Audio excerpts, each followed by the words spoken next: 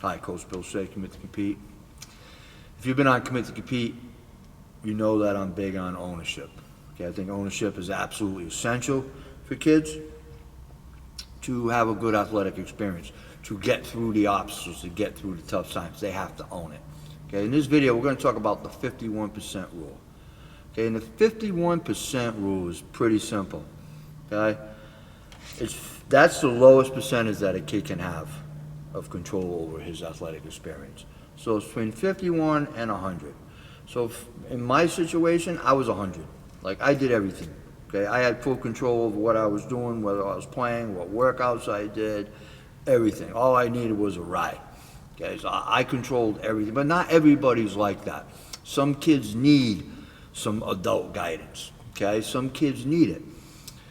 So what you have to do is sit down with your kid and figure out, all right, what do you need from me? Okay, but the kid always has to have final say. And when I say final say, I mean that in sense of extra that he's going to do, because rules apply. You're going to play on a team. You got to go to every practice, every game. You got to listen to the coach. You got to try to help your team win. You got to finish the season.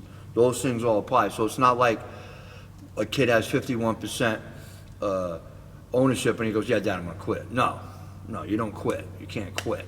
Okay. But we're talking about extra time being put into a sport. How good does he want to be?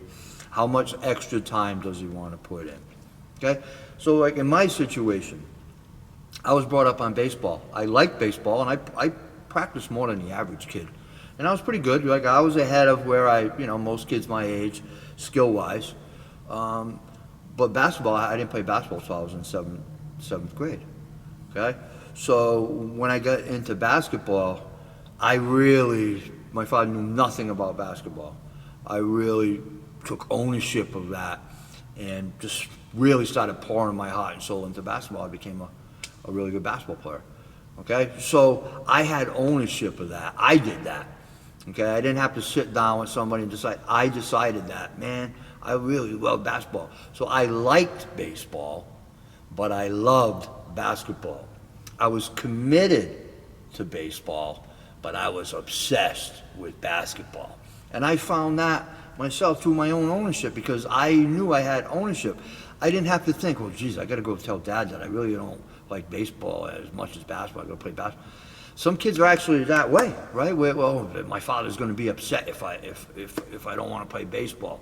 And my junior year in high school, I didn't play baseball. My junior and senior year in high school, because I was playing in basketball tournaments.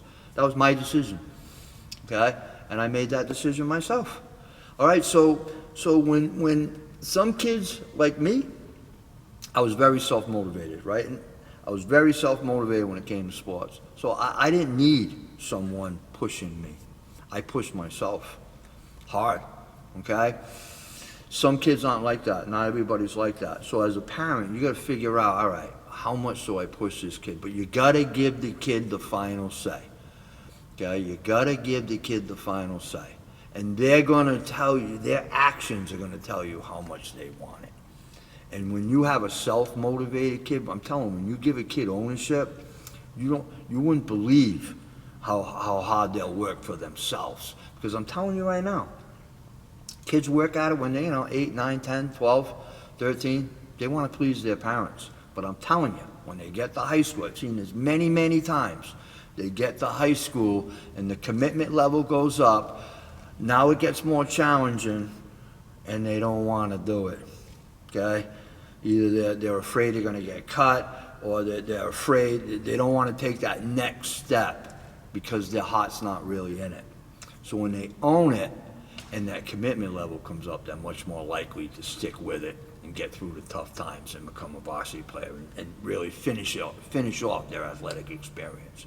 Okay, so think about the 51% rule. Figure out, okay, is my kid a 51%er or is he a 100%er? Is he a 75%er? Okay, figure out, because everybody's different. So figure out what your child needs and give them what they need. But they never need a dictator. They never need somebody forcing them to do something. That's not going to work. Commit to compete, and I'll see you in the next video.